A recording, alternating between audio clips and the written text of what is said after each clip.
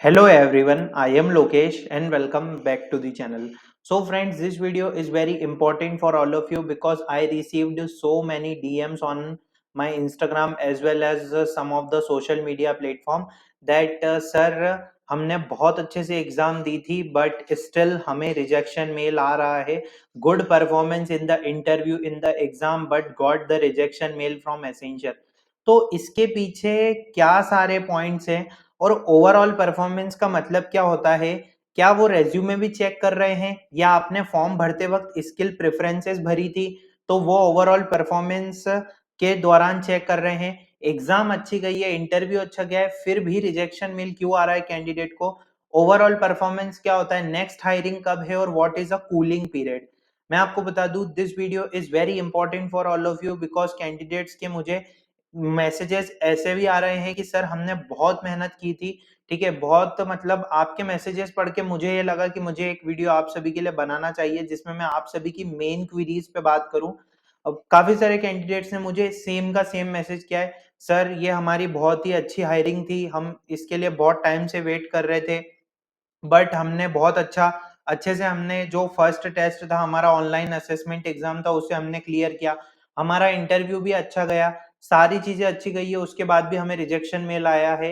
हम मतलब मोटिवेशन हम अब हमारे अंदर कोई मोटिवेशन नहीं रहा है कि हम कोई भी हायरिंग की एग्ज़ाम दे सकें क्योंकि हमें रिजेक्शन पे रिजेक्शन मेल आ रहा है। तो सबसे पहला पॉइंट तो मैं आपको कहना चाहता हूँ मोटिवेशन लूज़ नहीं करना है।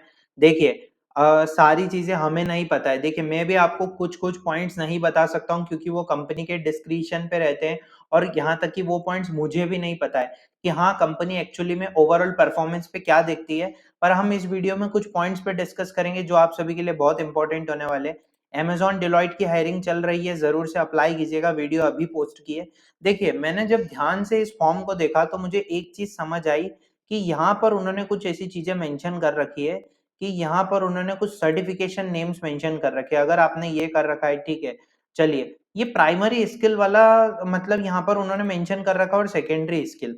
अगर मान लीजिए मैं यहाँ पर एएसपी डॉट नेट करता हूँ और प्राइमरी स्किल में मैं एडोबी करता हूँ, तो और अगर इंटरव्यूअर मेरा इंटरव्यू लेते हैं, तो इस बार मोस्ट प्रोबेबली वो चांसेस हैं कि आपके वो ओवरऑल परफॉर्मेंस में, ठीक है, ओवरऑल परफॉर्मेंस में वो आपका एप्लीकेशन जो फॉर्म है उसमें आपकी स्किल्स देखें, ये चांसेस हो सकते हैं क्योंकि देखिए हमारा इंटरव्यू अच्छा गया है, ओके, इंटरव्यू बहुत अच्छा गया है, यहाँ तक कि इंटरव्यूअर जो है या इंटरव्यूअर टीम है वो भी हमसे इम्प्रेस हुए हैं, मतलब उन्होंने कहा है कि your interview is very good, wait for your result, in the next upcoming days you will receive your result.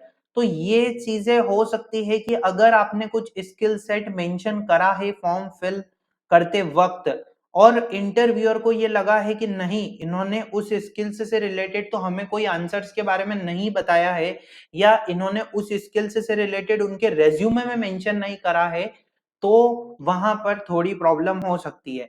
इसी के साथ साथ शायद मोस्ट प्रोबेबली चांसेस मैं आपको बता दूं कि वो हमारा रेज्यूमे भी चेक कर रहे हैं क्योंकि रेज्यूमे एक बहुत ही इंपॉर्टेंट चीज होती है ओवरऑल परफॉर्मेंस को चेक करने के लिए। ओवरऑल परफॉर्मेंस में आपकी ऑनलाइन एग्जाम आ गई, आपका कम्युनिकेशन राउंड आ गया, ठीक है, वो एलिमिनेशन राउंड नहीं है तो भी वो चेक करेंगे और आपका इंटरव्यू, मेरे हिसाब से ये पॉइंट्स वो चेक कर रहे हैं। मान लीजिए आपने अगर रेज्यूमे में कुछ मेंशन करा है और आपने वो स्किल्स में मेंशन नहीं करा है, कुछ अलग मेंशन करा है, तो मतलब मेरे हिसाब से जो मेरी सोच है यहीं से रिजेक्शन आया होगा। देखिए मैं आपको कुछ एग्जांपल बताता हूँ।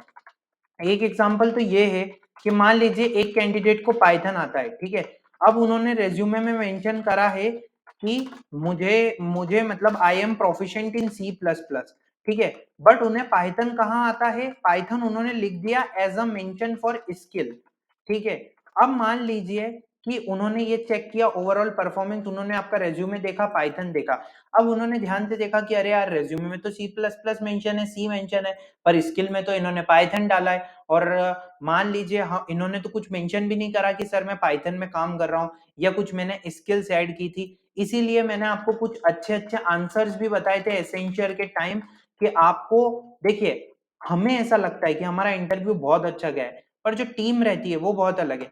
काफी सारे कैंडिडेट्स को मैं एक आंसर बताता हूँ, हमसे कोई क्वेश्चन पूछा जाता है, ये क्वेश्चन पूछा जाता है, why do you want to join Accenture, Infosys और टीसीएस, कोई भी कंपनी। तो हम क्या बोलते हैं, एसेंचर एक सर्विस बेस्ड कंपनी है, बहुत बड़ी कंपनी है, यहाँ पर नई नई टेक्नोलॉजीज पे काम कर रहे हैं। तो हम ये नहीं देखते कि हमें वहां पर किस टाइप का आंसर देना है। तो आपका आंसर बहुत मजबूत होना चाहिए, आपको डायरेक्ट एसेंचर की नई चीज पे फोकस करना है। एसेंचर ने नई चीज क्या करी है इस बार नई चीज करी कि कोई भी परसेंटेज क्राइटेरिया रखा है। 10th 12th ग्रेजुएशन में कोई भी परसेंटेज क्राइटेरिया नहीं है। आप बोल सकते हैं कि एसेंशियल टीम जो है वो कैंडिडेट्स के बारे में सोच रहे हैं, वो ये देख रहे हैं कि कैंडिडेट्स को कितना फायदा होगा इस हायरिंग में अप्लाई करके। तो ये सारी चीजें, तो दोस्तों कंफर्म तो नहीं पर मैं 99% भी नहीं बोल सकता हूँ। देखिए मैं बोल सकता हूँ कि 80 टू 85% ये चीजें वो कंसीडर कर ही रहे हैं, तभी कैंडिडेट्स को रिजेक्शन मेल आया है। क्योंकि अगर ये चीजें नहीं होती तो रिजेक्शन मेल नहीं आता। बहुत सारे कैंडिडेट्स मुझे डीएम कर रहे हैं और ये गलती से भी नहीं भेजा जा रहा है, क्योंकि मुझे एक नहीं कम से कम 60 से 70 डीएम आ चुके हैं और अलग प्लेटफॉर्म्स पे अलग डीएम आए। तो देखिए मेरा आप सभी से ये कहना है, जो हो गया, कोई दिक्कत नहीं है। नेक्स्ट हायरिंग आएगी, बहुत अच्छे से अप्लाई करना है। और स्किल सेट में अगर मान लीजिए कुछ नहीं आता है तो स्किप कीजिए, क्योंकि यहाँ पर उन्होंने साफ मेंशन कर रखा है कि अगर स्किप कर सकते हैं आप सेक्शन, अगर आप कोई भी रिलेवेंट स्किल को फाइंड नहीं कर पा रहे। ठीक है, तो ये सारी चीजें ध्यान रखनी है। नेक्स्ट हायरिंग अपकमिंग मंथ में होगी। कूलिंग पीरियड ये होता है कि मान लीजिए, जैसे कि अगर मान लीजिए आपने 3 मंथ का जो आपका पीरियड होता है उसको हम कूलिंग पीरियड बोलते हैं। अगर आप असेसमेंट और इंटरव्यू प्रोसेस में आपने अप्लाई किया है, वो कूलिंग पीरियड निकल जाता है तो फिर से आप अप्लाई कर सकते हैं। तो मेरा आप सभी से एक रिक्वेस्ट है कि रिजेक्शन मेल आया है तो होप नहीं खोनी है। देखिए हम सभी आप सभी के लिए मेहनत कर रहे हैं, हमारी टीम मेहनत कर रही है और चैनल पे काफी सारी वीडियोस है। अप्लाई कीजिए हायरिंग में और मुझे बताइए अगर कोई डाउट आ रहा है। वीडियो अच्छी लगी हो लाइक जरूर से कर दीजिएगा। ये सारी वीडियोस आप सभी के लिए हैं, सपोर्ट जरूर से कीजिएगा। Thanks for watching the video.